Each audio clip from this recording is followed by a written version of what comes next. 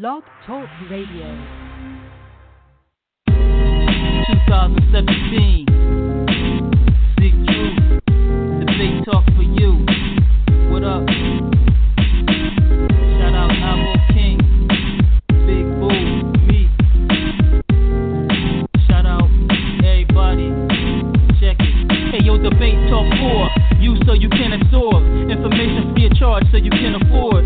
Get poppin', live off the greatest doctrine. Sip the juice, know the ledge like the great Rakim. On a mission, not a small time thing. Defense biblical, offense got the haters watching. Hands are skill, footwork is ill. Get in the den, see if you can stand for real. If you rep Kim and Cool, yo I rep Israel. If you Torah based only or new as well, welcome to listen. Style always fair decision. Two sides come together to compare what's written. Seeking the facts, seeking the max, teaching the acts, leaking the tracks. Call while you eating your snacks. Music in my bones, DNA, C double E and K. Little something for the showtime, we can play.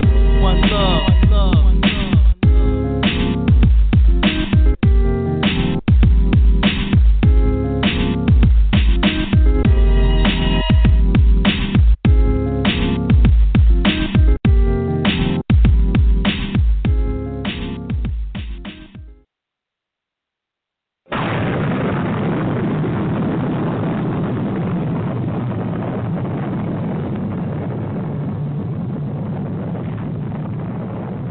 Welcome to the planet of the beats, the Beat Talking Radio.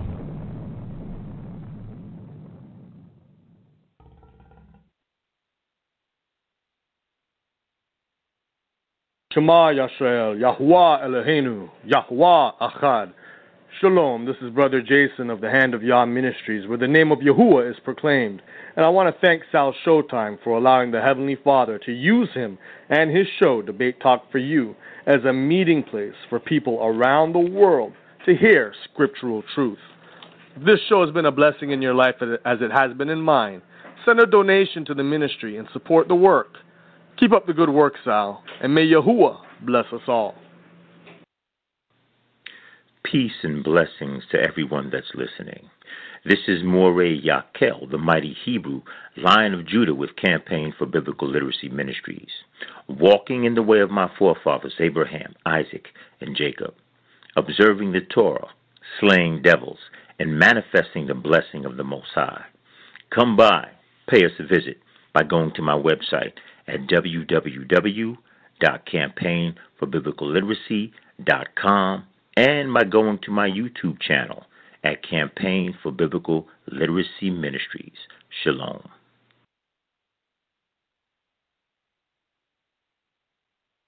Never allow the possibility of your heart desire to trouble your mind, whether it is success or happiness, because your mind is a powerful machine that is very capable of manifesting anything that it conceives and believes in. Become more enlightened about life in the subconscious mind by visiting quotesforthemind.com. You are only as strong as the thoughts that constantly dwell in your mind. Therefore, never allow any negative belief about your abilities in life to be granted shelter in your mind. Edmund Mbiaka, quotesforthemind.com.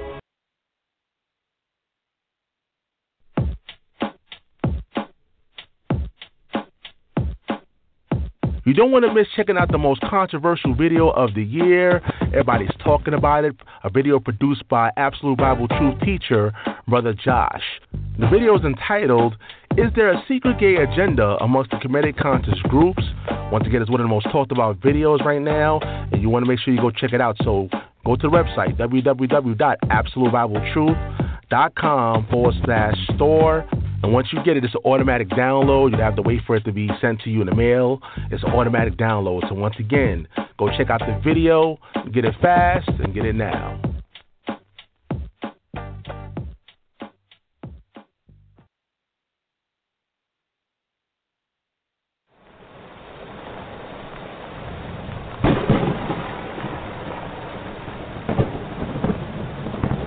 Study to show thyself approved. You're now listening to Debate Talk Radio.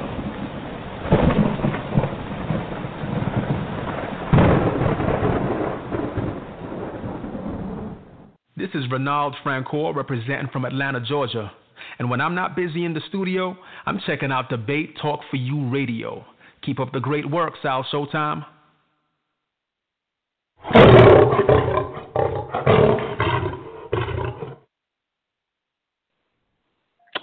Hey, what's going on, family? How you guys doing? Welcome to another show.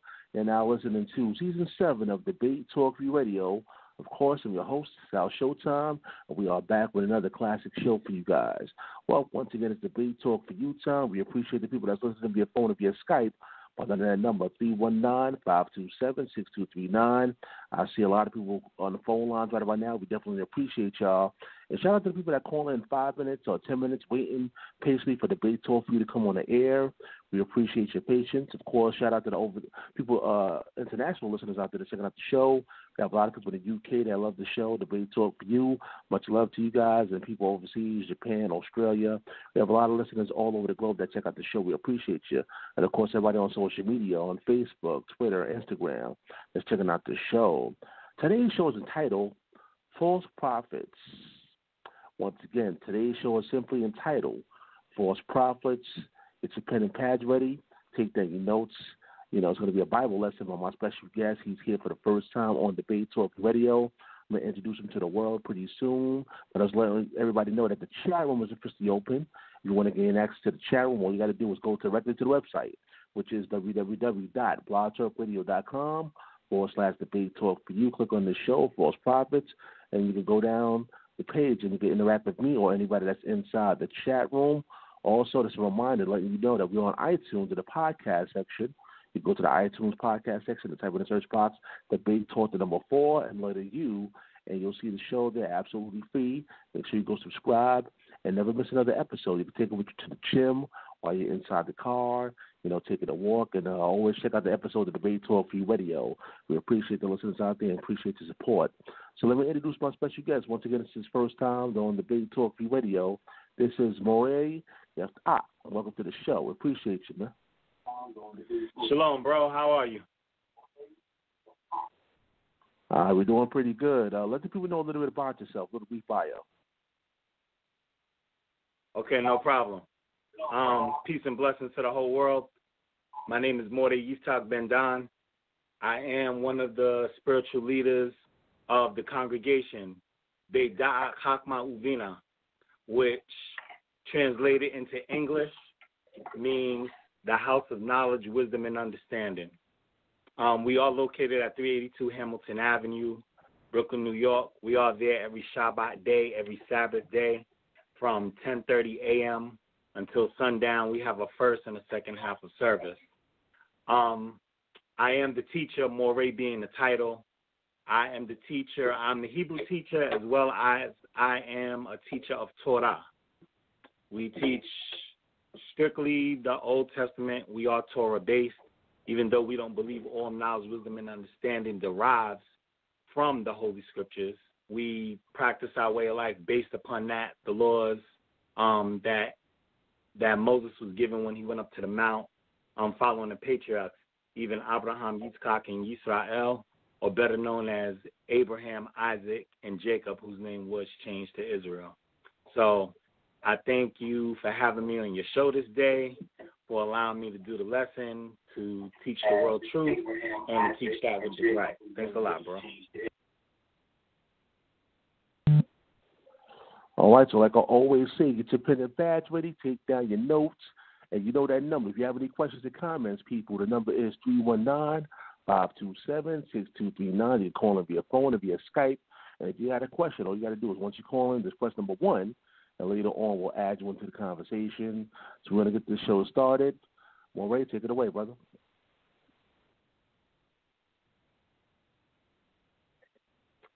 Okay, again, so thank you very much for having me on your show. Quick thing, for all of those who want to follow, please see me on Facebook. My name is Yeftahk, last name Dahn, Yeftahk Dahn. I do have the link to the YouTube page where you can follow the PowerPoint presentation as I go through this lesson.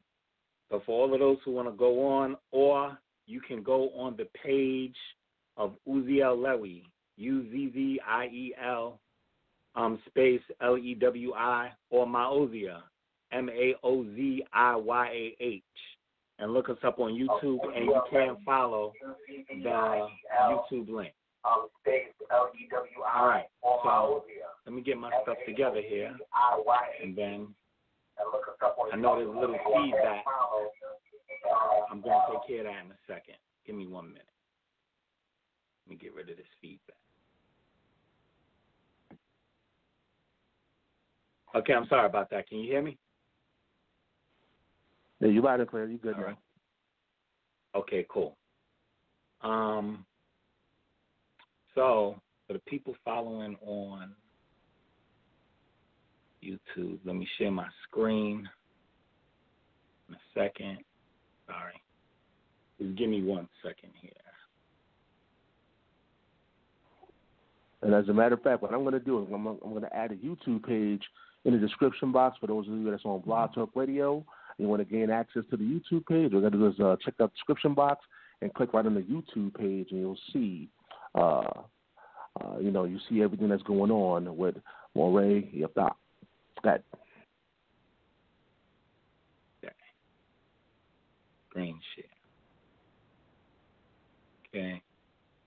I'm going to go here.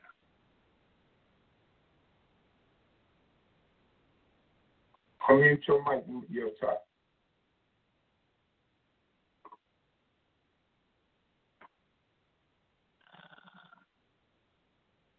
Okay, cool. So, for those who are following, all right. So, as always, and I should have did this at the beginning of the show, I want to give honor and praise to the Most High God, King of heaven and earth. Even Yehoshua is his name, even the God of my forefathers, the God of Abraham, the God of Yitzchak, and the God of Israel, who without him we are nothing. Showing respect to all of those who came in to listen to this lesson this day. I bid you all on the tongue of my forefathers, Shalom Aleichem, which simply put means peace unto you all. To those who can follow the presentation and those who are in the sound of my voice, the name of this presentation is False Prophets. False prophets being the demise of a nation. And once again, I am Moreh Yeftahk Dahn, and I am one of the spiritual leaders of the congregation, Beit DCB, Beit Da'at Hakma Uvina, the House of Knowledge, Wisdom, and Understanding. So why are we talking about false prophets and the demise of a nation? Well, in particular, we are often led astray by people who don't know about God. Oftentimes, as a people, we like to take people's word for it. Oh, they're talking about God, so it must be right. Or we usually choose the person with smooth words, or says something that's appealing to our ears, or the person that is aesthetically pleasing, the person that they look like they fit the part, so they must be right. But my question to us as a people is that any way to serve God? And when your life depends on it, what should we be following?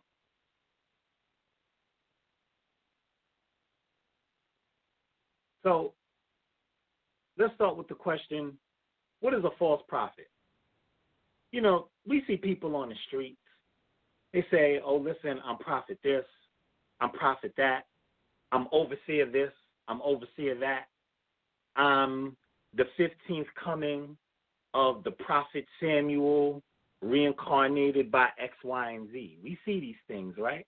The reality is, let's get back over here. But the reality is that that's not what we need. I'm going to have to break this up for those who are watching online because this whole thing is, y'all have to follow me slide by slide. Forgive me. The reality is that we have people that take these lofty names. We have people that take on these titles, that assume these roles, and we assume that they're speaking the word of God. And sometimes we don't read it, and sometimes we don't follow it for what it is. We don't want to read in the book. We just want to be told that which is right. And part of that culture, part of that understanding, part of that lack of wanting to read comes from slavery.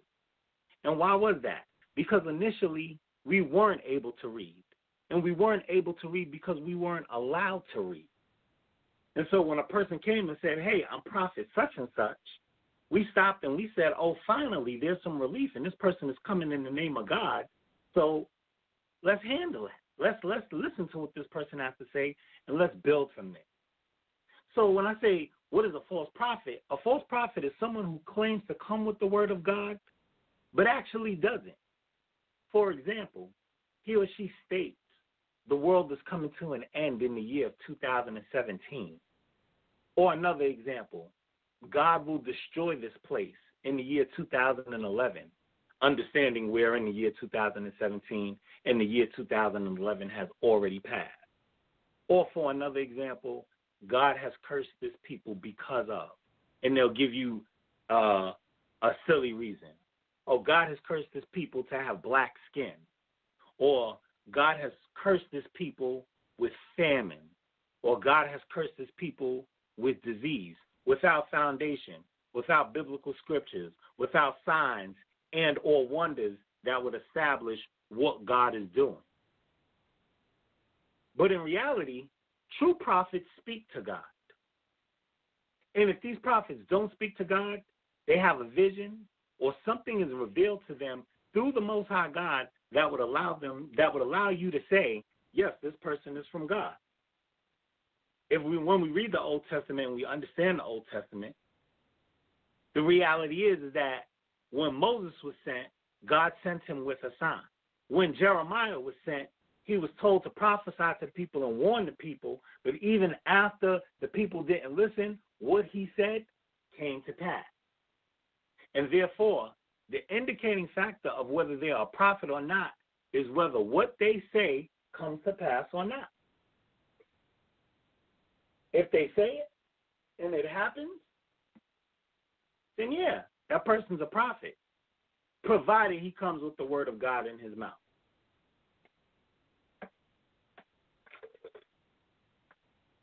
And that's just a reality. We're in 2017. So what about the 3 Ps?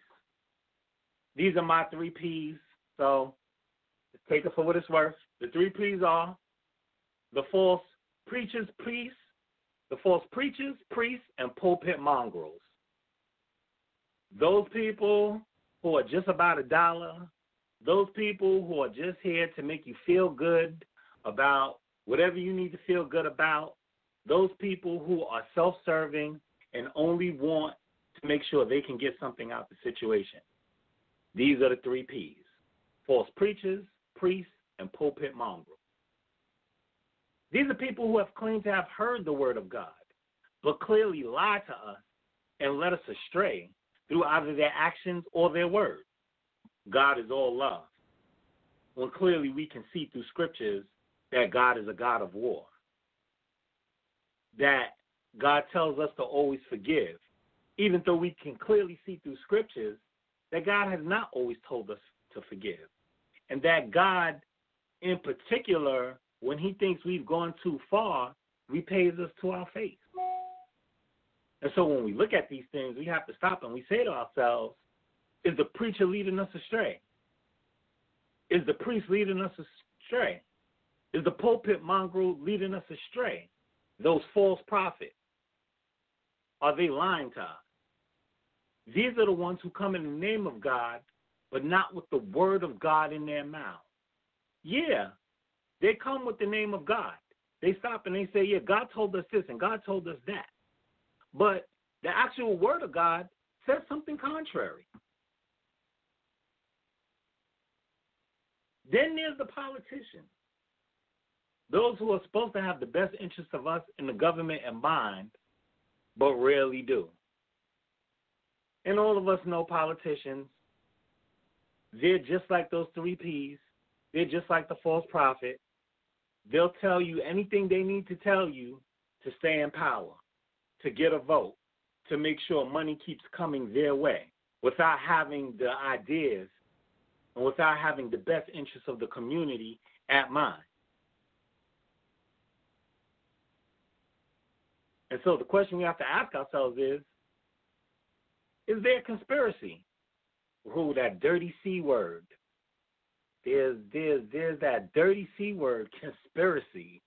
And is there actually a hidden agenda? And you sit down and you say, do people really conspire against us as a nation? And is there actually a hidden agenda that the world has out for us in particular? An agenda that doesn't want us to get back to God. An agenda that doesn't want us to know our history. An agenda to make sure that no matter what, we make sure we consider ourselves less than any other people in the world. Is there a conspiracy to kill us? Is there a conspiracy to keep us in jail? Is there a conspiracy to break up our family unit and keep it separated?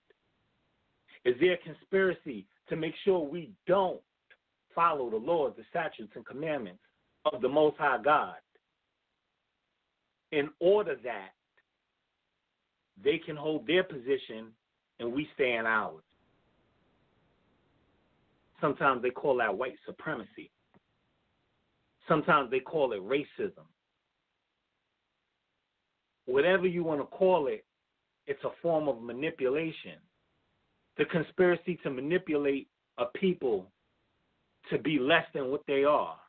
A hidden agenda to make a people seem less than what they are so that people never respect them and that they can never find their way back to their God. I'm not talking about the conspiracy that has poison inside of tropical fantasy soda that kills all the sperm of black men and therefore we can't reproduce. I'm not talking about that conspiracy.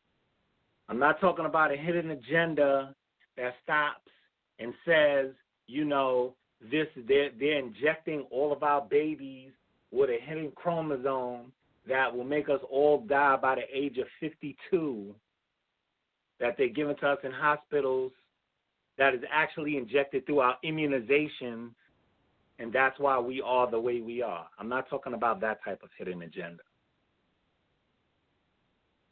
I'm talking about a conspiracy, a global-wide thought pattern that makes people stop and say they're not worth returning to God. They're not worth having their true history. They're not worth showing them respect because their place in this earth is as slaves. And if they have one or two, that's fine. But that's because they're the better of the bunch. So when we ask ourselves, is there actually a hidden agenda? The answer to those questions, and is there a conspiracy? The answer to those questions lies within what we are told and taught to believe in our day-to-day lives. Well, if we're going to question what we're told and taught to believe in our day-to-day lives, we must deal with an absolute if we're to proceed logically.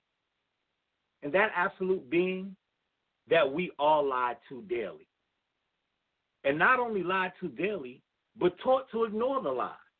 And some people may stop and say, that doesn't make sense. Are you saying that they lie to us daily? Watch the news. What's happening on the news and what's the different things that you see come forth? And then I challenge you to stop and say, are we lied to daily? Are we taught to ignore the lies that's before us? Do we believe as black people, do we believe that the justice system is for us in this country? And when we see injustices happening on the news, do we stop and say to ourselves, justice will happen? Are we being taught that, listen, just wait, don't worry about it. Justice is going to happen for your people. And are we let down 9.9 times out of 10? And then what are we taught to do? Hope, pray, and march that one day things will get better, instead of strategizing on how to stop these things and taking effective action to make sure these things don't continue to happen. And so we stop and we say, concerning the false prophets, when our leaders stop and tell us, oh, don't worry about it, because one day things will get better. If I have to wait 100 to 200 years to 300 years for salvation. What type of salvation is that? Seeing that I could have took effective action to change my plight. If God hadn't ordained it to be that way, then why are we allowing it to happen that way? Are we taught? Are we trained? Have we become numb to the point that we stop and we say, yeah, there's a people that constantly take advantage of us, but this is our plight. This is our way of life. Or is this something that we can do about it? And then the next question comes, what are some of these lies that we have learned to accept? So, of course, there's the usual. There's such a man named Santa Claus. You know, the big fat white man that slides down chimneys during Christmas and is supposed to give presents to all little kids that have been good. They don't want that lie to go anywhere. I want y'all to think about this now. They don't want that lie to go anywhere. And furthermore, when you stop and tell a child who believes in Santa Claus that it's not Santa Claus, they have taught you and actually get mad at you for stopping and killing that child's fun. You're a killjoy. You are stopping a moment that's supposed to be for children. That's what they stop and they tell you. That's what we're taught. These are the different things going on. Why is this? And why do they get upset at that? And why do they want to teach it like that? Same thing about the Easter Bunny. Is there an Easter Bunny? Don't stop and don't be a killjoy. Don't kill the moment. It's for the kids. The black man before slavery was running around in Africa with grass skirts and bones in their noses, killing each other. Are those images we see on TV? Maybe not as prevalent now as before, but we still see it. When they teach us about our history, they show us coming over on slave ships, half dressed, and they tell us when we was in the jungles, as if we only lived in jungles, in Africa, that that's how we were running around, and that they had to come and civilize us. And we can see that in current theater, even in the movie Tarzan, which came out in 2015? They had the same thing going on, as if nothing had changed. What's another lie we're taught? JFK was shot and assassinated by Lee Harvey Oswald, an incompetent military man who was 6 miles away, I'm embellishing, and shot the back of this man's head out in front of his wife, literally blew his brains out. And then afterwards went into a movie theater and watched a movie, and they arrested him while he was eating popcorn. And we sit down we supposed to believe that? And last but not least, and how could we forget, that Donald Trump had a bigger inaugural crowd than President Barack Obama, which clearly has been validated through alternative facts. That's a tongue-in-cheek moment, political satire. There's nothing that this current so-called president does that doesn't have controversy surrounded with it, and that they spin it and make it to be something other than what it actually is. We're lied to constantly and taught and told and taught not to challenge it. Why are you challenging it? And what does it matter if a person wants to say X, Y, and Z? Why are we lied to? And to what purpose? Of all those things I just named to you guys, why do they want us to continue to believe this? Well, part about it is manipulation. Part of it is about influence. Part of it is about if I can get you to a point where you don't question if I can get you to a point where you don't question any of the things that I say, or you stop and you say, I don't really know what to believe about this person anymore, then I got you for the most part. It's like, hey, it is what it is. And so the reason why I say we're lied to, the simple answer is world domination. Because if the simple things you don't question, what makes you think you're gonna dig deeper for the harder things? You're not gonna question all of those things. You're not gonna ask yourself about those things. And why is that? Because you know and you understand that these things require too much time for us to stop and say to ourselves, well, what is the truth and what's not? And so why do people want world domination? I mean, what is this obsession with being in control of everything? Well, when you feel there's a threat to your existence, then not only do you want, but you need world domination because it's survival of the fittest.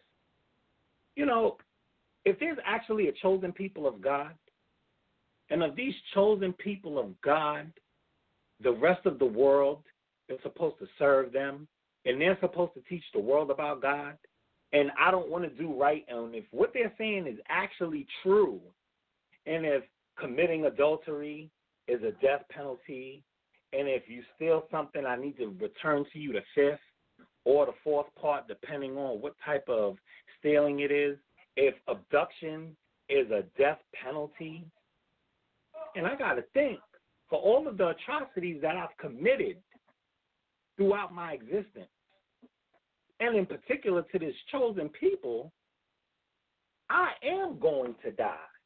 I am going to be eradicated. God is going to repay me for all of the wrong that I've done. And so if that's the case, I can't let these people know about who they really are, because as soon as that happens, I'm going to suffer.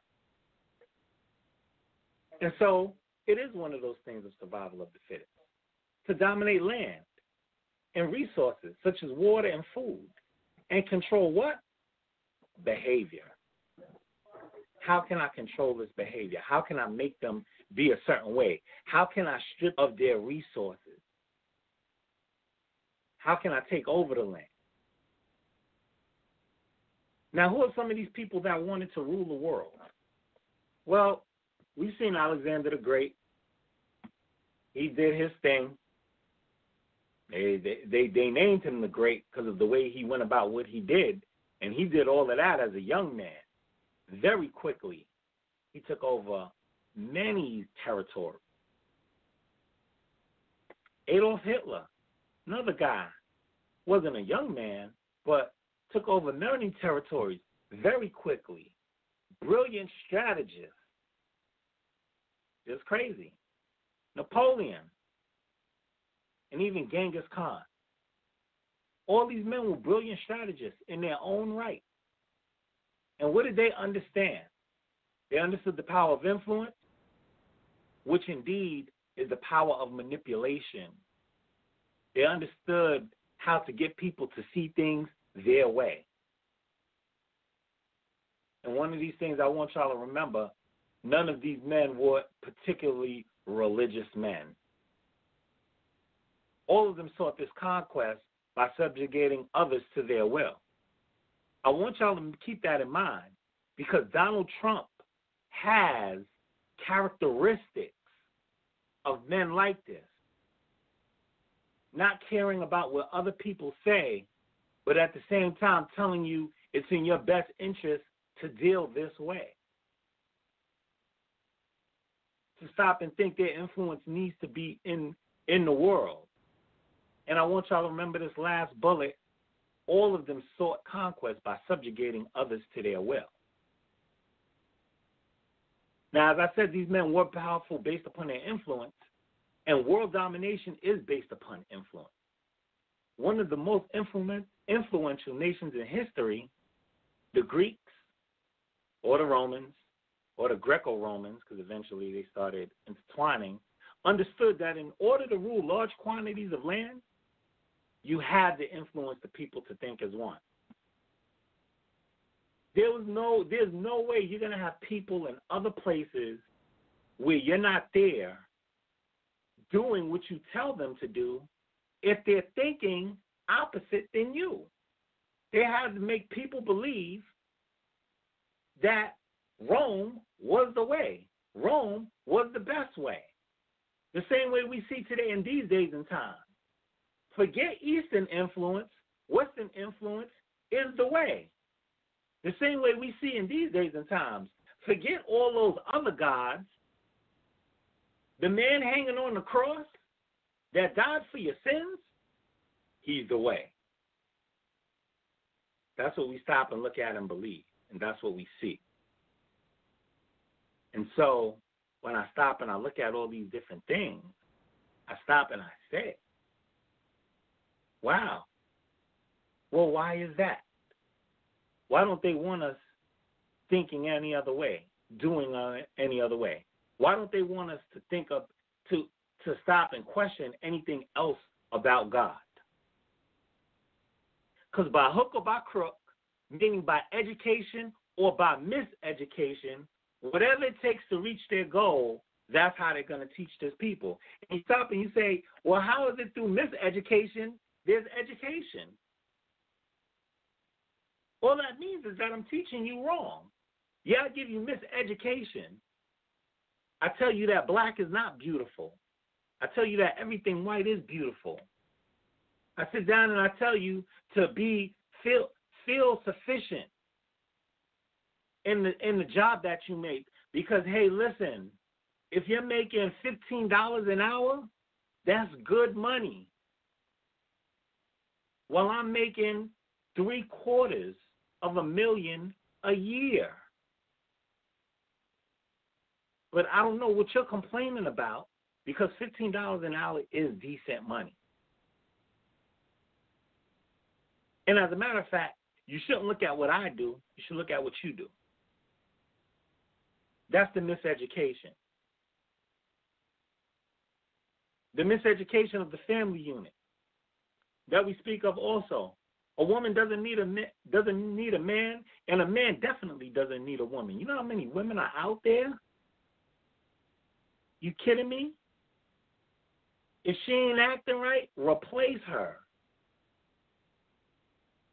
Miseducation, things that we see in our media that only affect certain people. We stop and we see our kind. We see a certain people stopping and looking and saying, oh, yeah, you know what? That's right. Go ahead, girl. Speak this truth.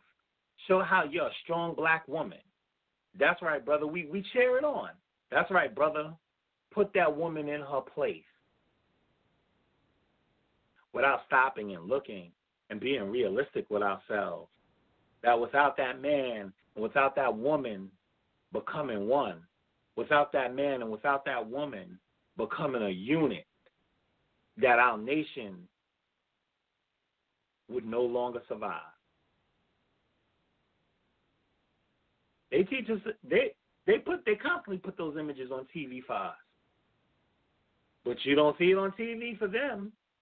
And who controls the media? Even Bill Cosby was wise enough to know and to hire somebody to stop and say, hey, listen, let's keep these positive images on TV so that people could see so that a certain people could see a positive image to grow up and live by. And so getting back to the slide, I stop and I say, thus the popular saying by the Romans, when in Rome, do as Romans do. We all know the statement, don't rock the boat. No, don't make things too different. This is what they do here, so act like you know. Does that bring it a little bit further home for us? We stop and we look and we see it's like we want to imitate their hairstyles. We want to imitate their style of dress. And if we're not imitating their hairstyles and their style of dress, we are doing a pseudo style. we're incorporating part of what they do into what we do so we can show we can be part of it. Rightfully so. We're afraid that if we don't, we won't be able to survive. How are we going to get a job?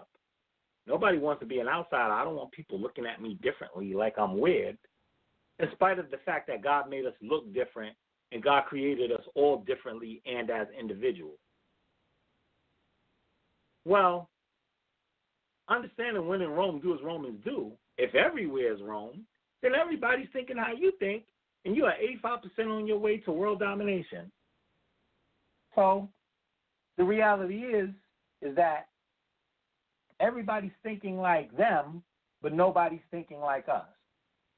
And if it's when in Rome, do as Romans do, if you don't have your own land, nobody can possibly think like how you think. And if nobody thinks like how you think, nobody can possibly understand your plight. Do we understand it? Nobody can possibly understand your plight because you don't have your own land. You don't have your own language. You don't have your own culture. And if you do have it, you're not promoting it and you don't know what it is. So when in Rome, do as Romans do, it would be different if you came over here and it was like, all right, we're going to do like how they doing because we over there. Then they came by you. And when they came by you, they started doing like how you were doing, but it's always one way. The understanding is always happening one way. And we don't have leaders. We don't have strong leaders. We don't have righteous leaders that will stop and say, hey, listen, there's something wrong with the way that we're thinking. This is not what God intended for us.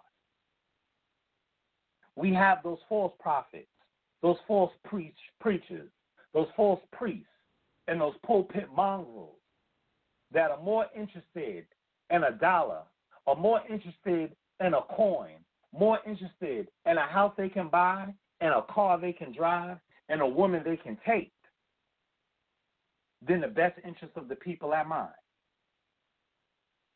To stop and say, no, sister, this is the way you need to conduct yourself. No, brother, this is the way you need to conduct yourself. No, sister, they are nobody to look up to. You are a woman, a strong woman, and even a queen, and you're right. That's what you have descended from. Brother, you are a king, a leader, and a man in your own right, inherent right, created by God. And who are you to follow their lead? And so, as we stop and we look, and, it's like, well, I'm in Rome, so I can't have a different name. I need to take a name like everybody else. If I need to be Chuck, then Chuck it is. And if I need to be Buck, then Buck it is. We know how it goes. If I need to be JD, then call me JD, because it just sounds smoother. What up, JD, sounds much better than what up, Yeftahk. So what? What you just say? Yeftahk? Listen, can I just call you YD or something like that? Is that better? Why? Because you're in Rome. Point being that we have to learn to establish our own and be our own and understand what our own is instead of looking to others. So whether we realize it or not, religion can either polarize us or totally dismantle us. Let me say that one more time. Whether we realize it or not, religion can either polarize us or totally dismantle us. It can stop and take us and make us believe that what we're doing is right and we need to come together in order to achieve the cause, or it can send us into a total argument. Trust me, I'm not all the way in, but I see what's going on in the conscious community. I see what's going on with us as a people, and we stop and we take any point we can find and stop and say, listen, let's argue about it, because now you're talking about religion. Why should I listen to you, and why should you listen to me? Even though we need to stop and realize somebody got to listen to somebody in order for us to move forward. And you got people who won't even study. They won't even stop and research to find out if whether what I'm saying is true or not. All they know is, I don't like the delivery. I don't like the way that you present it, that you're making me feel uncomfortable. When in reality, you're destroying my whole existence, because if you're telling me that my God is not true, that means I've been living a lie for years. Which brings us back to the beginning of this presentation. It all rolls back. We have to admit that we've been lied to. We have to admit that we are lied to on a daily basis. We have to admit that. And so people have been arguing about religion since the beginning of time. Let's not get past that. If they wasn't arguing about Jesus, about Buddha, about Islam, and the different things going on, Allah, different gods that they were arguing about Molech. And they were arguing about the Ashita. And they were arguing about the Ov and the Yidoni, Santeria, and all those different things. They were arguing about these things. Why? Because it's the same type of premise, just with a different name. And there was offshoot religions of what different people were doing. And we didn't know what was going on. It was just who decided to do what. So the thing that we argue about is who is God? And what is God? And when is God? People might say, when is God? When is God? Like, how could God exist before us, but we don't know God's beginning? And if there was something that created God, then what created God? And of what created God, what was that created God? And it becomes mind-blowing for us. Then we stop and say, where is God? Is God everywhere? Or God exists in a space? And if he does exist in a space, how come nobody can find him? And we ask, why is God? What is our purpose here? All of these things come that have been argued about and sought through theology for years. And so the argument continues. But the fact is that there's an indisputable fact spoken of in the Holy Scriptures lead us back to the point of there must be a supreme being who created all of us. And although we may not know his existence, we know for our capacity doesn't mean that the explanation is not there. The way this supreme being created us, for our mental capacity, we cannot fathom how this came to be. And we don't like to think that. To us, that's not an option.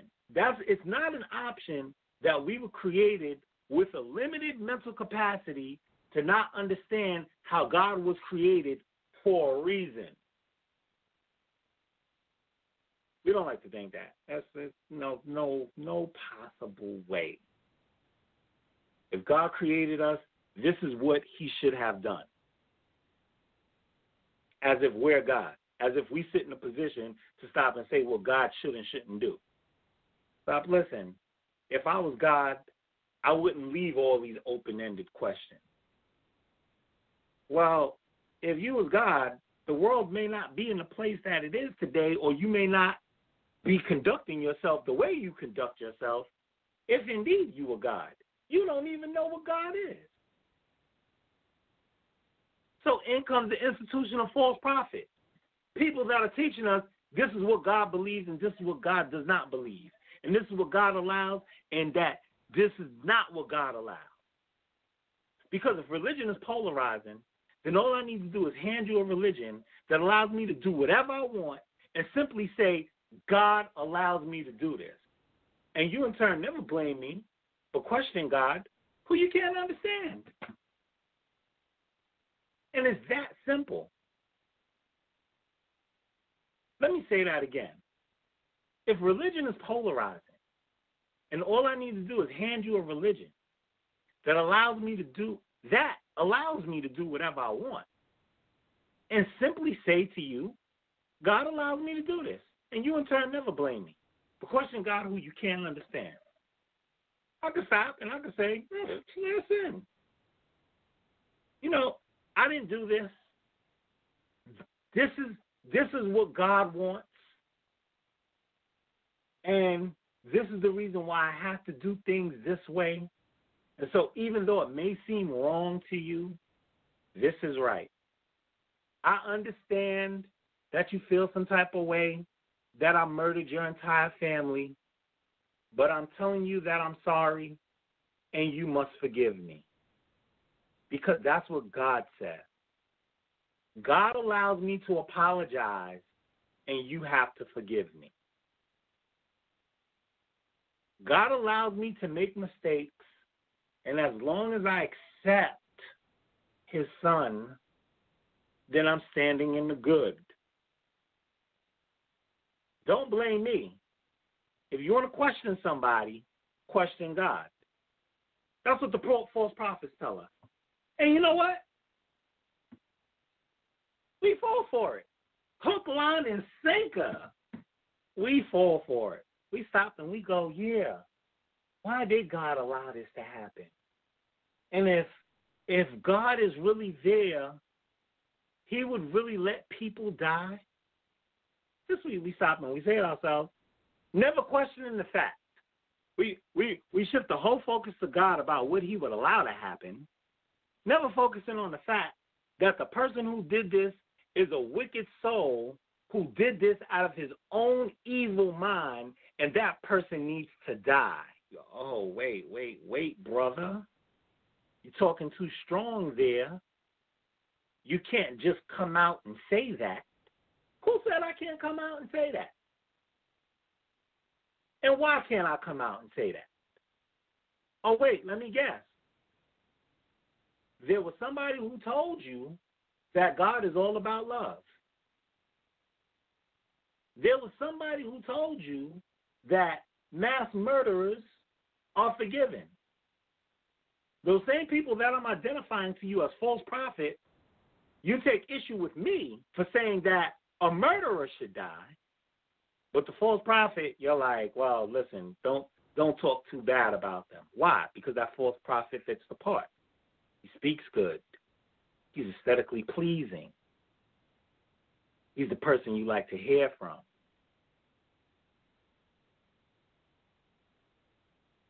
Do we see what religion does to us? Do we see with taking people at face value does to us when it comes to God? And all of this leads back to miseducation. So back on the topic of false religion, all I really need to do to create a religion, is create a religion. And if I can back it up by the government, by the politicians, by the powers that be, then I can assume total domination. And that's what you see happening right now with us as a nation. Divide and conquer. No. Read your books. 48 Laws of Power. Don't get away from it. Divide and conquer is an effective tactic. Let them sit there and be separated amongst each other. In the meanwhile, let's do what we have to do. Y'all are busy fighting each other. I'm putting myself in position to win the battle once y'all finally realize what I have going on. It's okay, no problem. What do I do to create a false religion? Well, it's actually not that complex. Just do the following. Create a God through magnificence. Establish prophets and priests to teach about this God, and that should be a lowercase g. Establish a protocol to follow laws when serving this God, lowercase g, typo again. And that's it. You successfully created a false religion. You can dress it up how you like.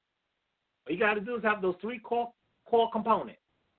And as long as you pray your priests and prophets well, you should be okay. People will follow it. People want to feel good. People want to feel good about themselves. There's something greater than me that's out there, so I created a God through magnificent. There's his prophets, there's his priests, they're teaching about it, and these are the rules that we have to follow. Try your best and let's see if it works. Is that what we see happening in these days and times? I want you to think about it, and I want you to think about the religion that you like or you dislike. And ask yourself if it's there. I'm not going to name a religion to you. I'm going to tell you to take any that's out there. There's hundreds of religions that exist.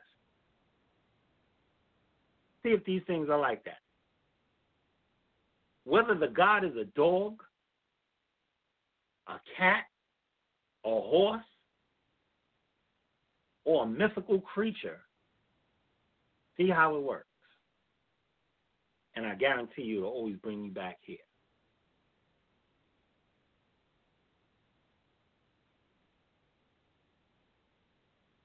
Okay. So, in all of that, and the false religions and all those things of that nature, jumping back, what does this have to do with the Romans and the Greeks? Like, this is 2017. We're dealing in America in this portion of captivity. Well, if we remember, education or miseducation is a major factor of influence. Am I right or wrong? So what did the Romans do to change the influence of a monotheistic God?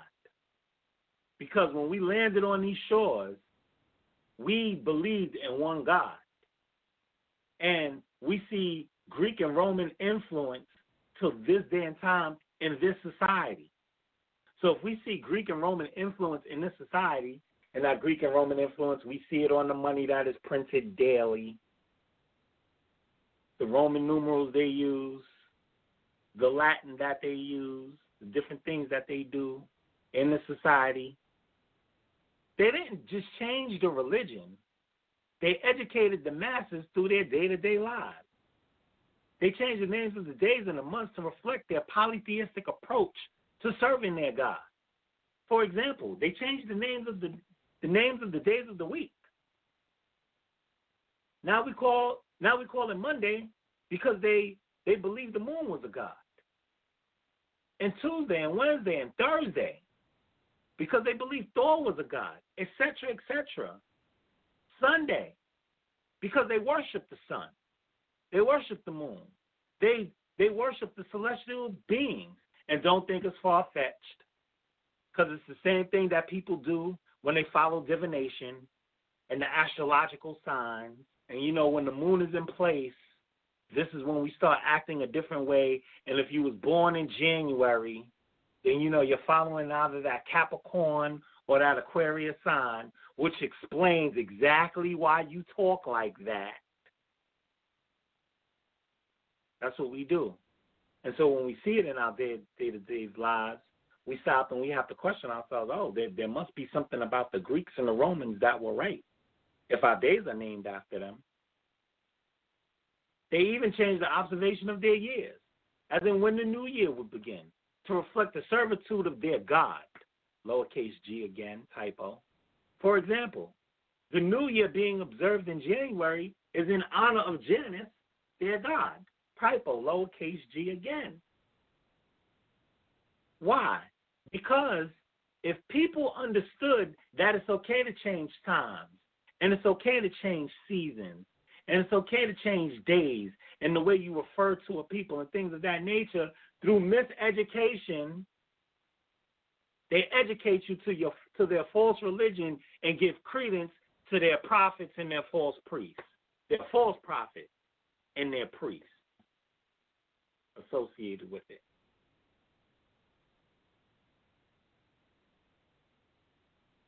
I need for that to internalize.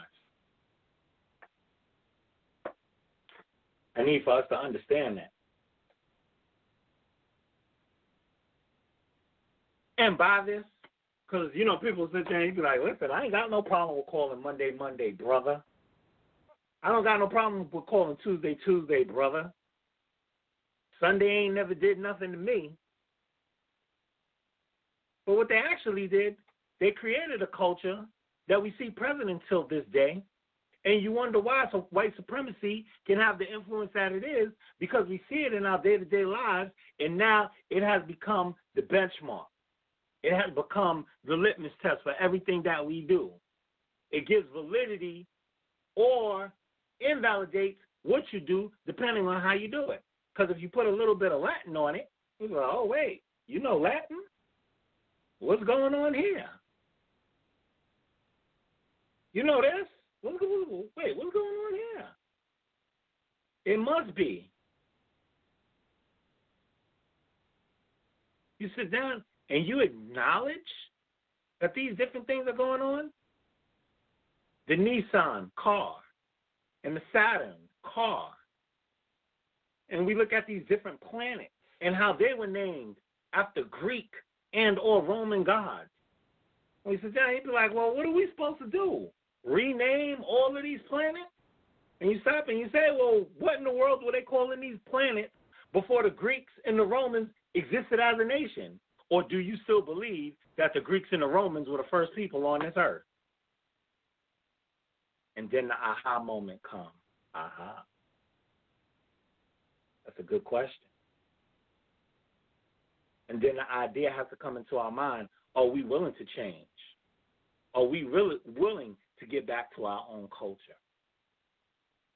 Are we willing to stop and admit to ourselves there's an influence from a people who feel threatened, that their very existence feels threatened by others, that they felt the need to change everything around us to fit their needs?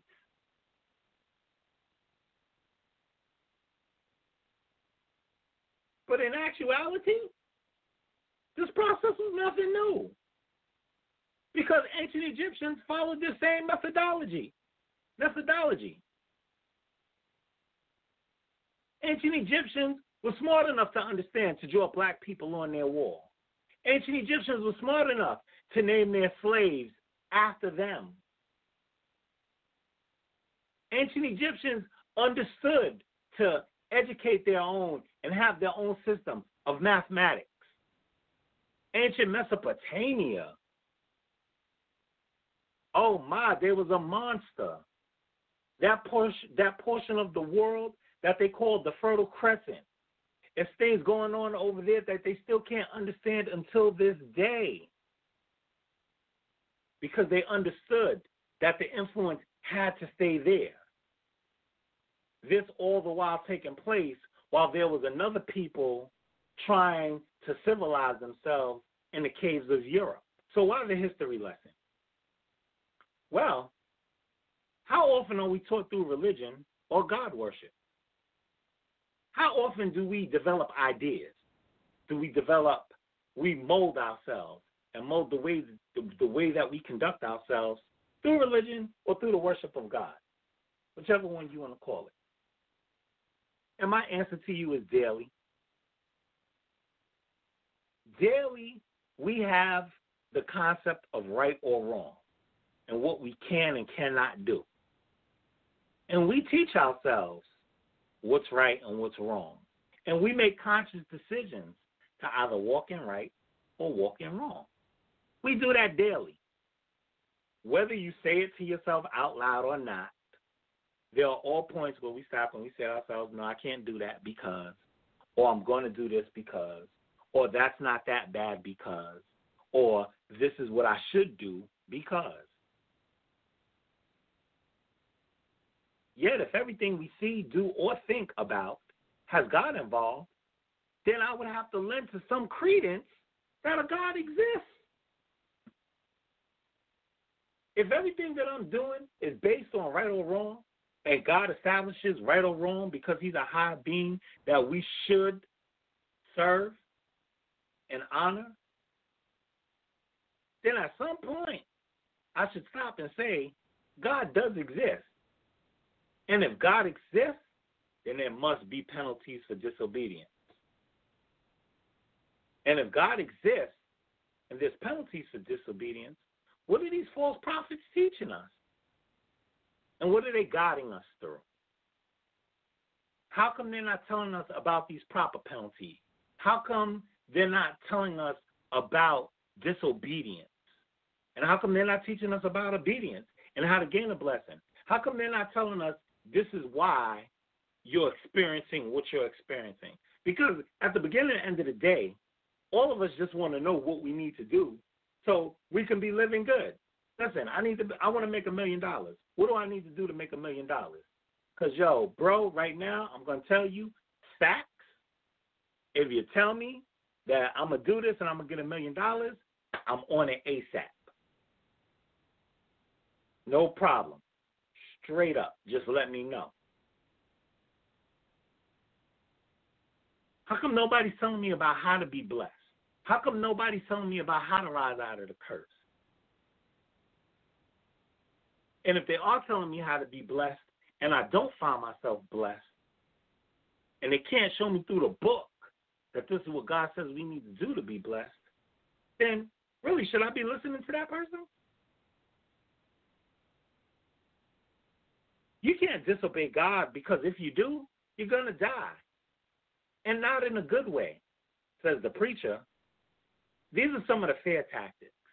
These are some of the things that people do that stop, and we say to ourselves, oh, yeah, this is how they reel you in.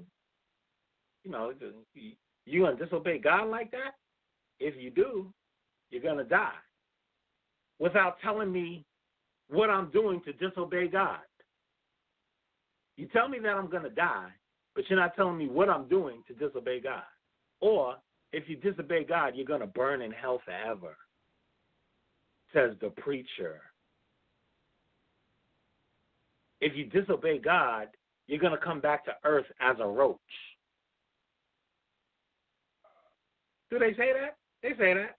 That's the idea of reincarnation, and that the real thing of a hell, or the real thing about this reincarnation is, if you live a good life, you'll come back to live a better life.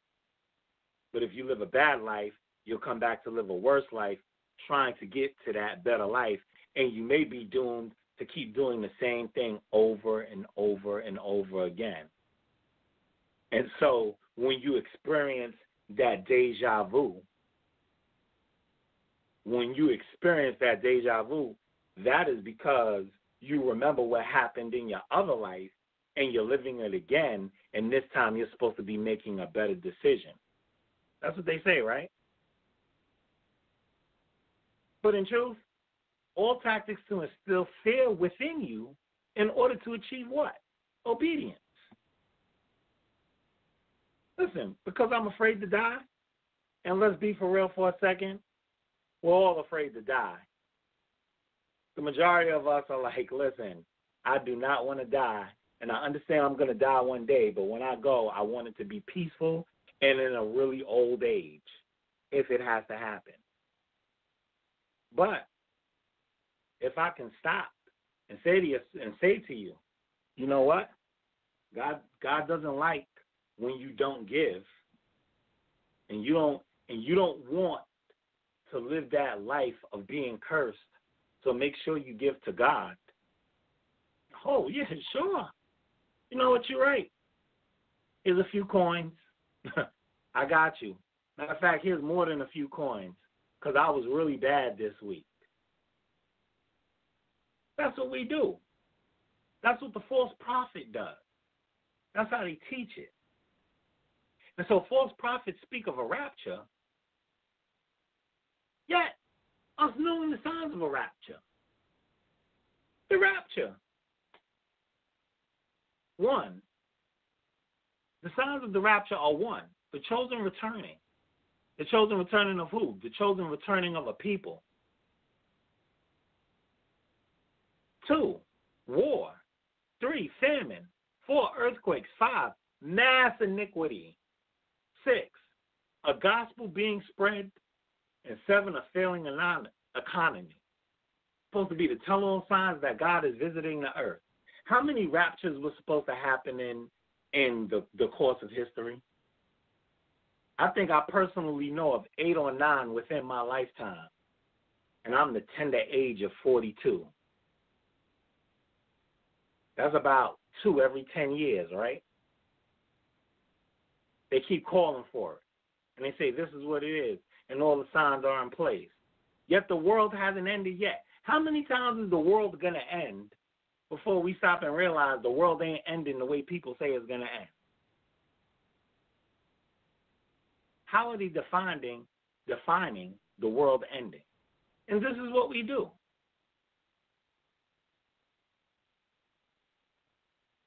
So I said, how many raptures have we had? And how many times has God supposed to have returned to the earth? We're still waiting to see God as if that's going to happen.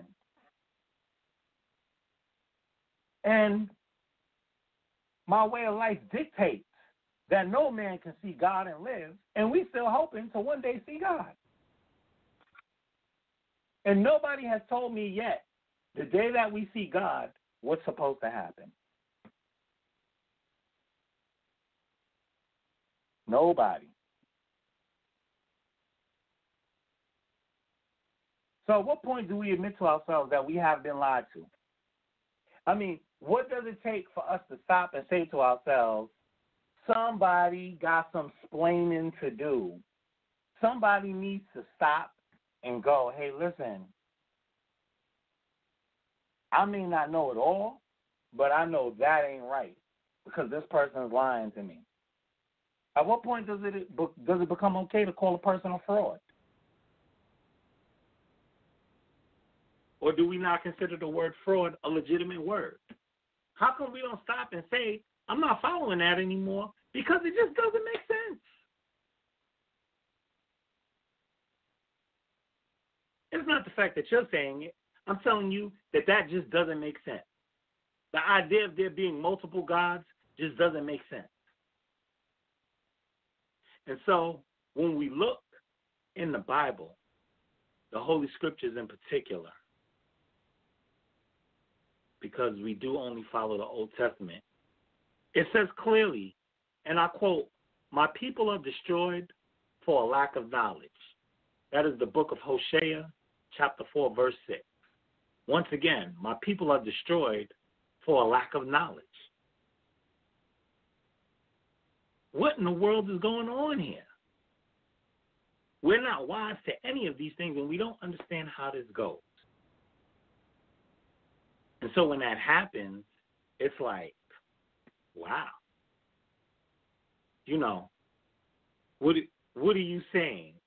That we do this to ourselves? That's exactly what I'm saying.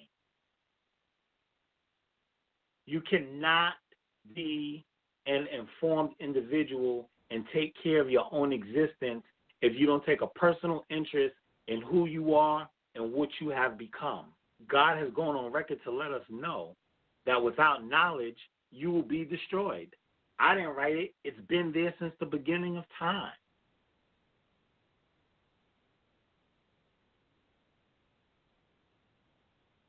How come we don't question the very things that affect our lives? It doesn't make sense. If we take a job, shouldn't we question the pay? Shouldn't we question what we'll be doing? Can we be that naive? Can we be that simple that it's just like, oh, I got a job for you?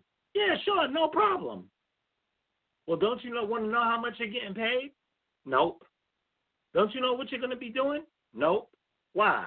Because if you got a job, you should be thankful. Thank God. That's what false prophets teach. Don't sit there and complain about everything else because there's some people who don't have a job. You just thank God that you have a job and don't worry about what you'll be doing. Be happy. Meanwhile, everybody else is benefiting from what? Your hard labor. I can give you $5 today and 25 cents tomorrow. And it'd be no difference to you. You'd be like, hey, why the change in the rate of pay today? Oh, well, you got to understand things change sometimes. And business wasn't as good yesterday as it was today. But you might get that $5 tomorrow. Maybe. Oh, and by the way, if business isn't good tomorrow, I may not be able to pay you tomorrow. I might have to pay you on Tuesday.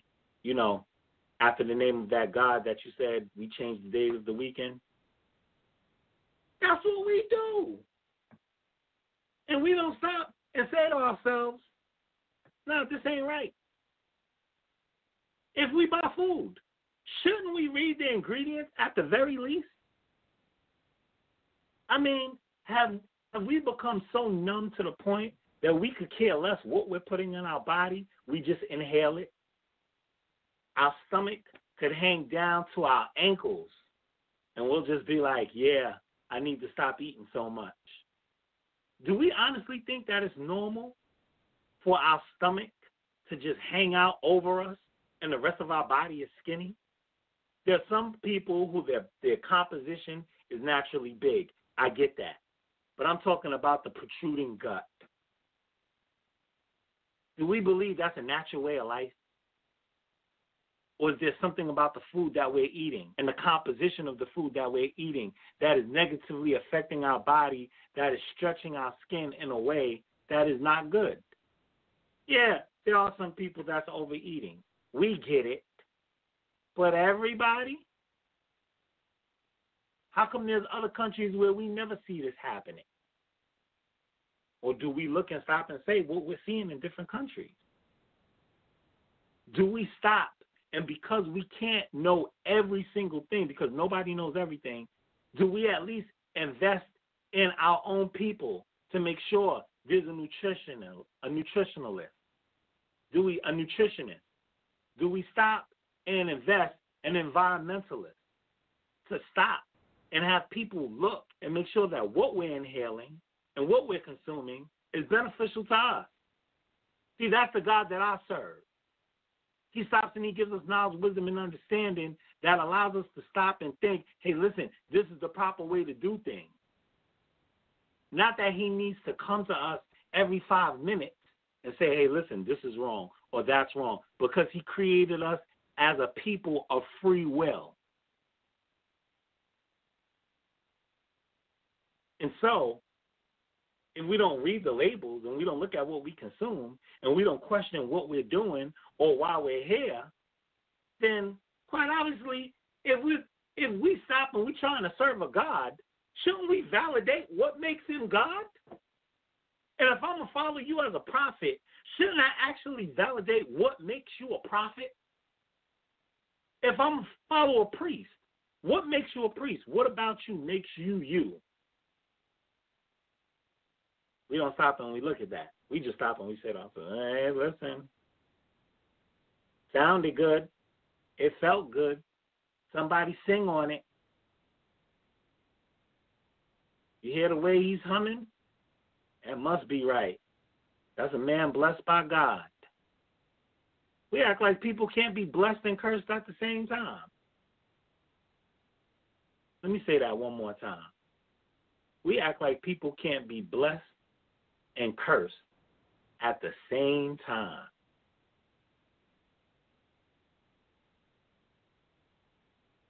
What makes God God? And if there's something about God, it should be great. And let me tell you this. God should never look like the man that subjugated me to slavery.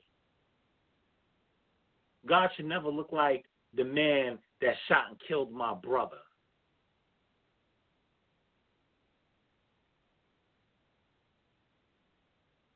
God should never, ever be something that I could stop and say and look at with resentment and say, oh, yes, but he's the one who rules over me. That's totally ridiculous. Currently, we refuse to accept that we're under attack, that people don't want to see our collective well-being. We don't like to think about it like that. There's no conspiracy. There's no hidden agenda. You know, our children are undereducated worldwide, and we don't see it as an issue. But we're just told, have faith in God, and he'll make the way. And we accept it. We go, that's right, there's going to be a better way one day. We had 8 years of Barack Obama, the first black president, and clearly the world has changed for the better, right? Or wrong? because ain't no black president going to do this, is by a collective effort of the community coupled with the fear of God that is going to make this happen. Our men are beaten, shot, killed, and or incarcerated, left to rot in some cell. Yet we don't see it as a crisis and allow people to tell us, well, we all have choices to make. She or he just made the wrong one. Really? As we walk with our hands up, as we're constantly sent to jail and exonerated 10, 15, sometimes even 20 years later, only by DNA evidence, which with the understanding that, we won't sue past a certain amount, that you can be set free. If you use DNA evidence and you're found all right, well, you can't sue. You don't think after wrongly convicting somebody for however many years and took away however many years of their life, that they come out different, that you should pay them for what they did? Well, it sounds about right, because it's not like they want to give us reparations for slavery. So, yeah, I'll apologize for slavery, as long as you don't try and sue me for it. As long as you don't start talking about, 40 acres and a mule, sure, not a problem. So in actuality, we're taught to believe to wait for God in heaven while we suffer here on earth. And those teachers, those priests, those prophets, those pulpit mongrels are wrong for allowing our people to suffer like that. Healing the hurt of my people slightly, saying peace, peace, when there is no peace. That's not okay. That's not all right. I shouldn't have to wait to die to have a blessing. My blessing should be here on earth while I can enjoy it. They're teaching me that I should wait for wings in heaven, and at the meantime, I'm not better than while I'm here on earth. Is that right? Well, guess what? I expect my enemy to say that. I don't expect my own people to say that. Meanwhile, racism is the mechanism that supports these atrocities. Racism that is supported through fear and our constant labeling further supports this fact. You know, they have Zionism. And, you know, just so you know, Zionism is about Jewish people and Jewish people believing that they have the inherent right to their own land according to how God dictated they should be. So that Canaan land, that land that's now called Palestine, and the Israel state that they created. Now, just so you know, Zionism is only a little bit older than maybe 100 years old, no more than 125 years old. And so for them to stop and say that they have this inherent right to a land, we stop and we say, but are you assuming another people's identity? And you sit down and you go, well, how does racism fall into Zionism? Well, in order for you to get Zionism, you have to have some racism, because when you call yourself Jewish, you're taking on another people's identity. These are white Jews who gathered support from Russia and gathered support from Poland and gathered support from Spain. Jewish people from different places, and in particular, stopped and said, we belong in that land. And so you stop and say, you're like, well, that's not racism. But when the Ethiopian Jews, the people who were in Ethiopia, who were labeled Ethiopian Jews, wanted to come in, they didn't want to let them in. And the only way they let them in is by having a DNA test, exhuming some bones and having to prove that you have a connection to the land while other people came in, and if you just called yourself a Jew, you came in no questions asked.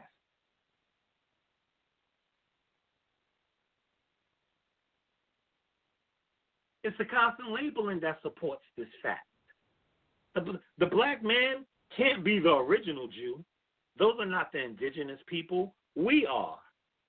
Why? Because further to the point of that, hey, listen, they feel there's a threat to their existence, and so they needed a state where they can live, because what happened? There were people that were building up resentment toward Jews.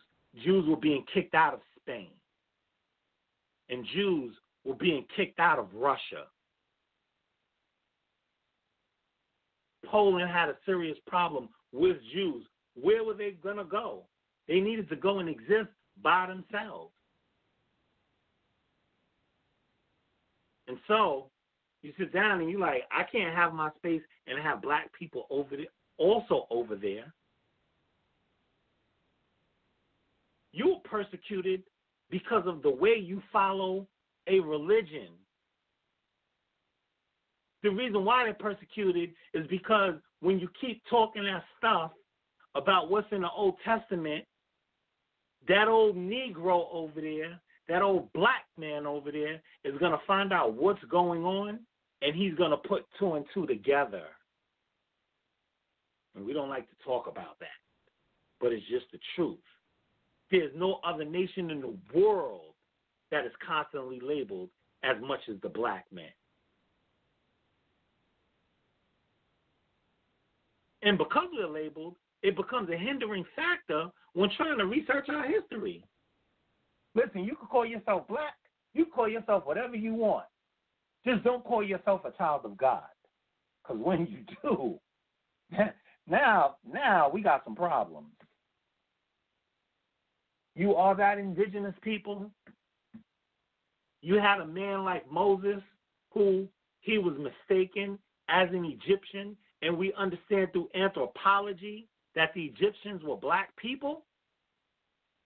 Well, if that's the case, I don't care how many clothes, Scheinberg over there puts on. He can never look like an Egyptian. He might look like a white man with Egyptian clothes on, but he don't look like an Egyptian. You sit down and imagine Donald Trump putting on kente cloth. That just wouldn't make sense. You'd be like, what in the world is he doing over there? And so they were persecuted against because they stopped and they understood, this is what will be happening with this people. They're going to put two and two together. And those guys over there, they need to stop practicing that the way they're practicing it. So in part, if we never understand our relation to God, we can never understand our plight as a people. Furthermore, if we never question our leaders and what we are being taught by them, we are doomed to live in their mistakes. And so a major false teaching that we are constantly taught to believe is that we should live solely by faith.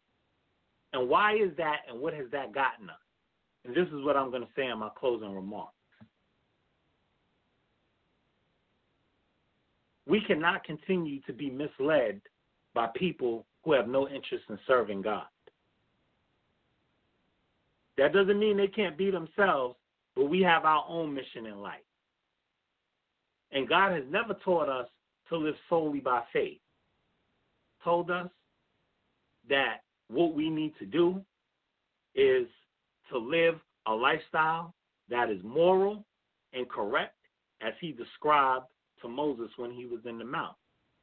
And our position here in this country in America, or in the Caribbean, or in England, in the four corners of the world, wherever we were spread to, is a direct prophecy from God as dictated in Deuteronomy 28. I'm not the prophet. I'm reciting what the prophet said. Who God revealed that to who? To Moses. I'm not saying anything great. I'm saying what was already there, and I'm teaching in order that future generations might understand. He told us we would go to the four corners of the world because we didn't want to listen to God and because we served what? False gods. And we adhered to who? False prophets. He stopped and told us, he would put chains of iron around our neck and fetters on our feet, and that we would come into a cruel nation. This stuff was written way before I was even being thought about. People were translating this into other languages way before I was even thought about in different nations of the world. And we see it come true today. A living verse. These holy scriptures are living verses that we see happening in these days and times. And so I say to us, beware and be very careful of who we talk to, what we follow, and how we go about doing things. Because God is recording all of our actions daily to understand whether we should be blessed or to understand whether we should be cursed. Hoping and praying that you all got something out of what I said, and that the Most High God found these words to be acceptable spoken before his people, as I bid you all in the tongue of my forefathers, Shalom Aleichem. And once again, I thank my brother, even Sal Showtime, for having me on his show and allowing me to speak to you people as I hand it back over to him, and I'm presuming we're going to open a question and answer period.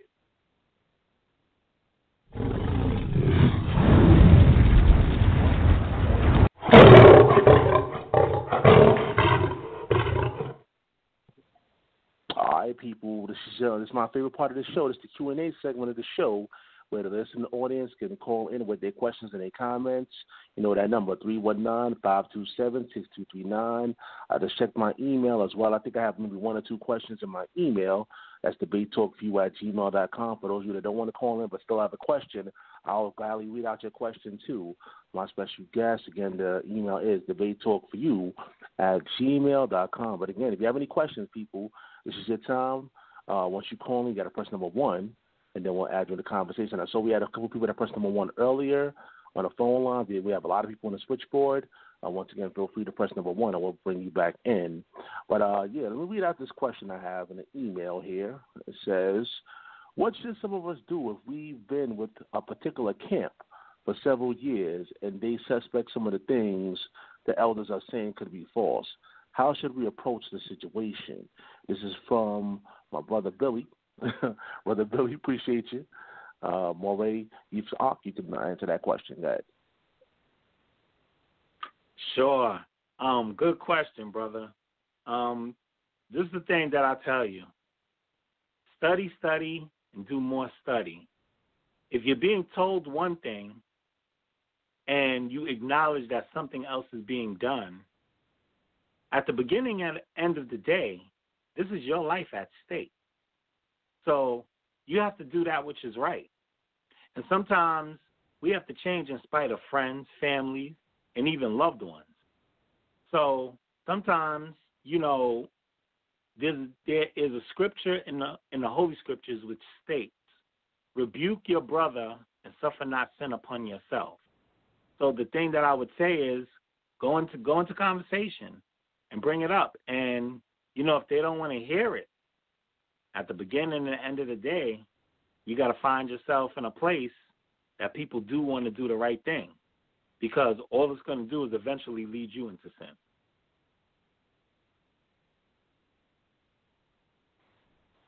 Now, you just broke down, the lesson is false prophets and how we can identify some of the false prophets. I'm getting a couple comments on social media. They're asking pretty much like, how do we identify false prophets? There's a game that we play sometimes in Hebrew Israelites, who's real and who's fake. Sometimes if you got a job, they'll criticize you because you got a job. You wear a suit and tie. That's a fake brother right there. If you're not out there selling, incense and soap and things of that nature, wearing the fringes or whatever, they actually can, they'll try to identify. Everybody has their own different perceptions of identifying real or fake Hebrew Israelites. Could you give us a little bit more of your perspective on, who's real and who's fake when it comes to, false prophets? Okay, good. Yeah, and that's another good question.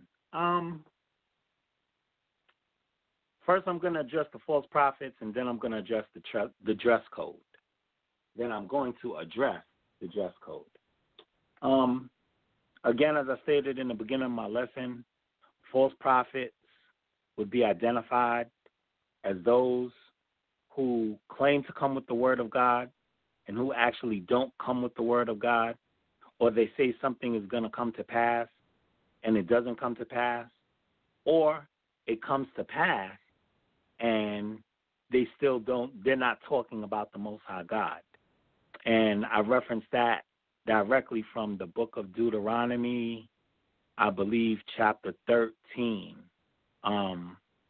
And I reserve the right to change my answer on the chapter. It's in the book of Deuteronomy.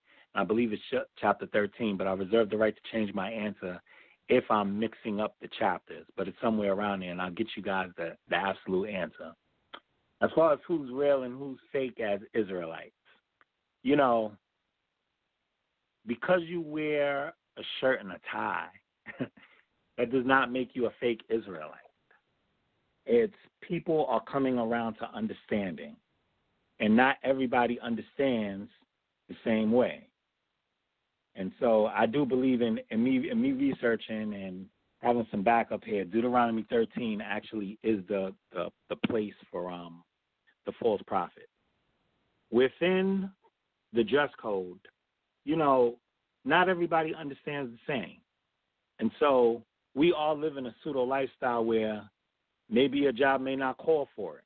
Or if you're on a job where you have to wear a uniform, if you're a cop or a fireman or things of that nature, you know, are you real if you wear these uniforms and things of that nature? Those things are minute in the grand scheme of things, because the thing that God commanded us is that we should wear fringes on the four corners of our garment. Do I believe in wearing shirts and ties? I don't believe in wearing ties. I don't own a tie, but I don't knock a brother who wears a tie. And to say that he's any less important or has any less right to inheritance than a brother who wears culture 6 days a week and is selling oil on the street, I mean, what are we supposed to do? Everybody be selling oil on the street and everybody be selling incense and another piece of literature? We have people who have valid skills that we need to bring to the nation. We're not all priests. We're not all prophets. We're not all teachers of spirituality. We have scientists. Y'all heard me say it earlier. We have nutritionists. We have environmentalists. We have people, we have seamstresses, things of that nature, people, doctors, lawyers, things of that nature, people who have valid skills that they present themselves according to what they've been taught. So people who I consider fake and real, to answer the question, are people who come with the word of God in their mouth and practice what they preach. If you're real to me, even if you're making a mistake, if you can show me in the book why you follow what you follow and you believe it to be true, I'll tell you the truth. I ain't mad at you. I will tell you that you need to change, but I'm not mad at you because at least you can show me a scripture that this is why you follow what you follow. But the fake Israelites, those are the ones who like, oh, yeah, I observe the Sabbath and this, that, and another, but you don't never see them on the Sabbath. And, oh, yeah, I eat clean, but on the down low, they eating pork, or they don't mind eating undercover pork. You know, things like that. Those are people who I consider to be fake. But, you know, this authenticity thing, I'm just going to say this in closing my remark. You know, sometimes just because you don't keep law, that don't mean you're not an Israelite. You're just not a law-abiding Israelite. You're poor at what you do. You turned your back on God. And so, you know, sometimes when we talk about this real and fake thing, you know, there's this thing in the 60s and 70s. We talked about real brothers and fake brothers. If they turn their back on the hood and all that other stuff. If you're a real brother, then this is what you would do. You'd be out in these streets with me. You'd be doing X, Y, and Z. But the reality of it all is everybody's not a street dude. Everybody can't get down like that. And if they tried to get down like that, you'd understand that they weren't in their element. Simply said, everybody's not built for this the same. But that's why God made us all individuals so we can represent ourselves in different ways and we can be a beautiful nation.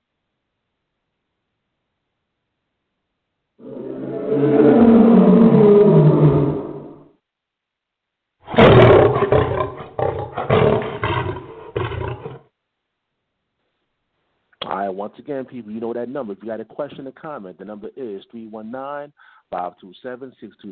That's if you have a lot of people on the switchboard. You know, a lot of people on the social media that's checking out the show. Shout out to the people that's actually sharing the show on their personal pages on social media. We definitely appreciate you checking out the Debate Talk Radio.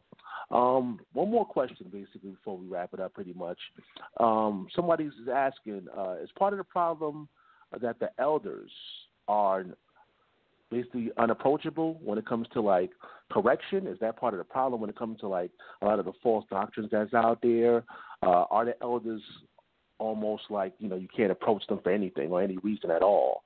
Is that part of the problem when it comes to some of the doctrines that's being spread? I understand where they're coming from. I would definitely say there's an issue with, and being honest, there's an issue with change.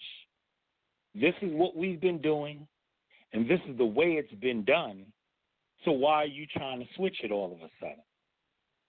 And what has happened is we've become wiser along the way. We have a situation coming up right now like with Passover. And there's a way that Passover has been observed. And there's certain things that we've been doing that we stop and we say to ourselves, well, that's not consistent. What you're telling me the reason is behind it isn't consistent. So why is that?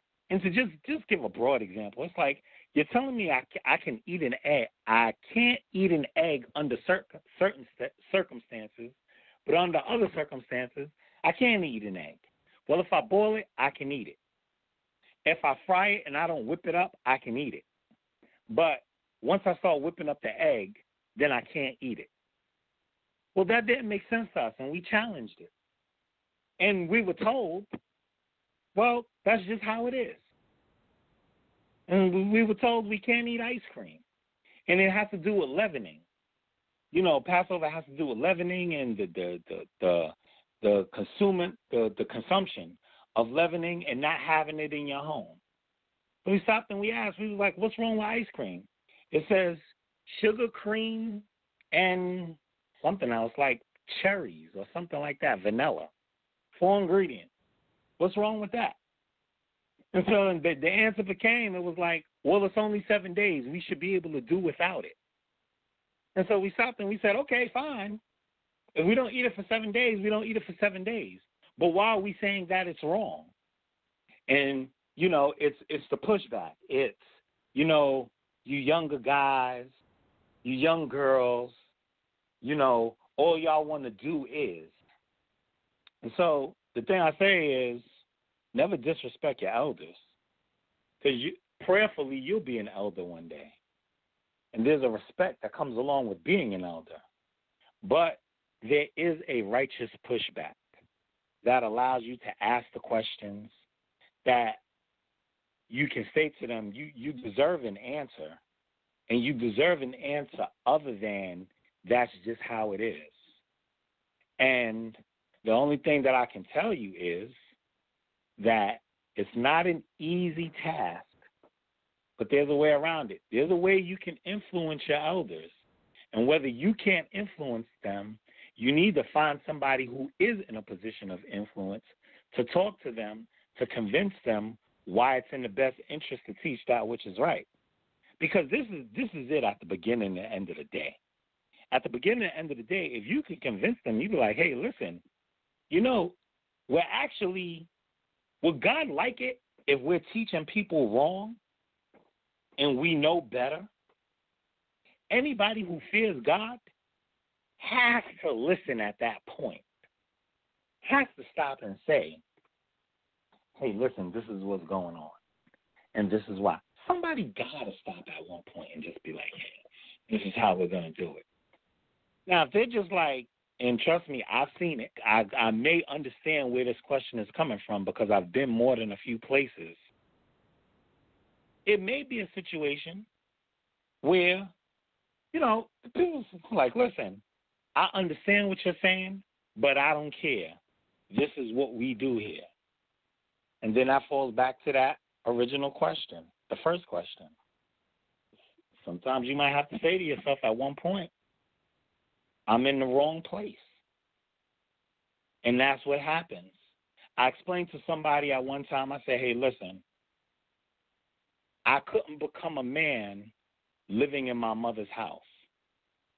It just wasn't going to work because I always had to stop and listen to what she had to tell me to do and do things her way and be questioned day by day on my goings and comings.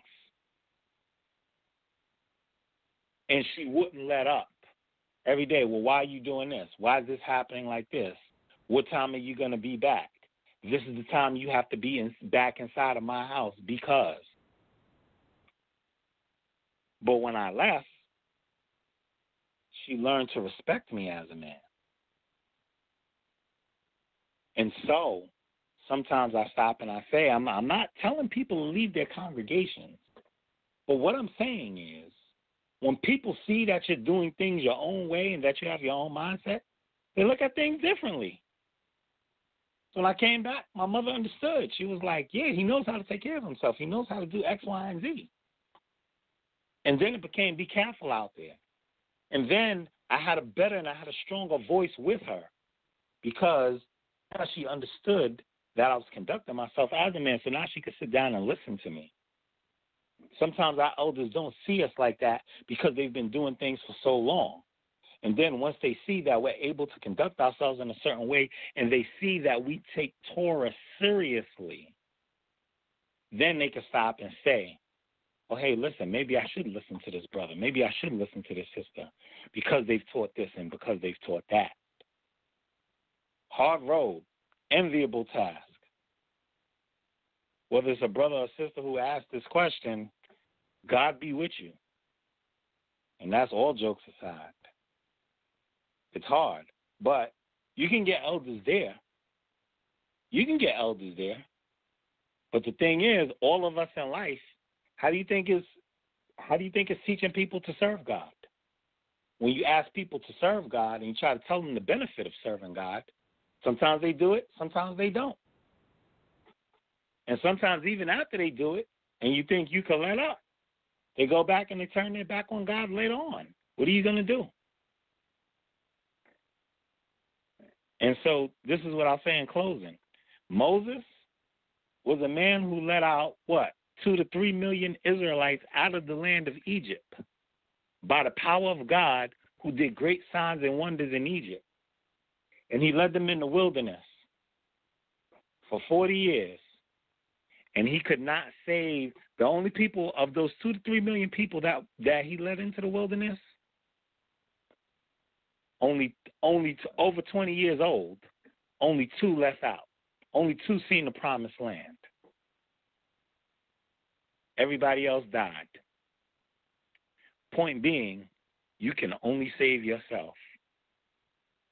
Charity begins at home. When we do the commandments, the laws, the statutes, and the judgments, those are for us and not for other people.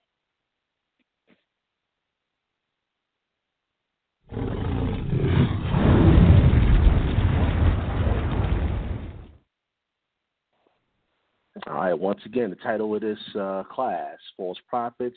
For those that are new to the show, this show will be archived. Go to the YouTube page, go to the iTunes podcast, and, of course, it's going to be on Blog Talk Radio later on. We definitely appreciate Moreh, Yeftahk, for coming on and presenting this lesson. And, of course, we're going to let them get some last words. And, of course, let the people know where they can find you, during Shabbat, things of that nature.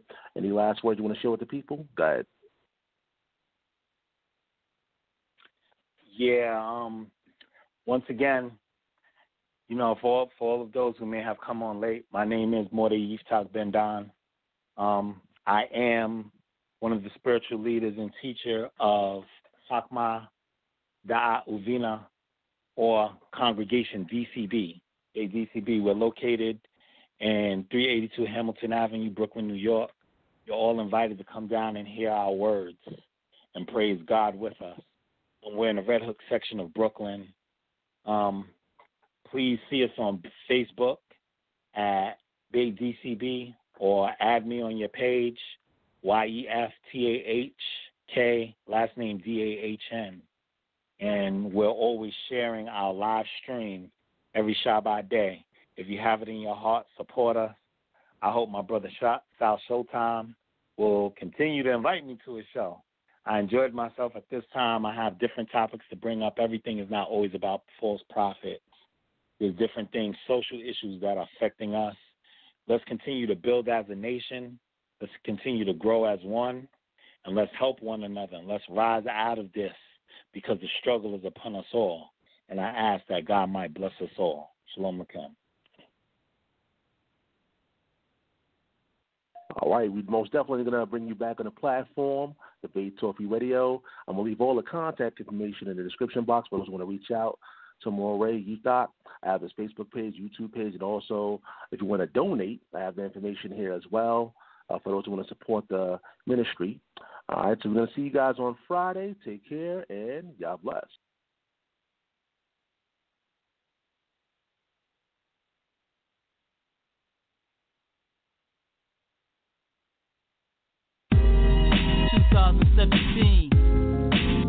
Big Truth, Debate Talk for you.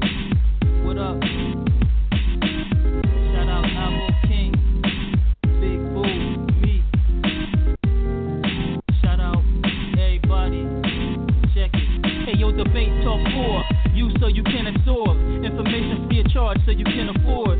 Get poppin', live off the greatest doctrine. Sip the juice, know the ledge like the great Rakim. On a mission, not a small time thing. Defense biblical, offense got the haters watching. Hands are skill, footwork is ill. Get in the den, see if you can stand for real. If you rep Kim and Cool, yo I rep Israel. If you Torah based only or new as well, welcome to listen. Style always fair decision. Two sides come together to compare what's written. Seeking the facts, speaking the max, teaching the acts, leaking the tracks. Call while you eating your snacks. Music in my bones, DNA, C, double E and K.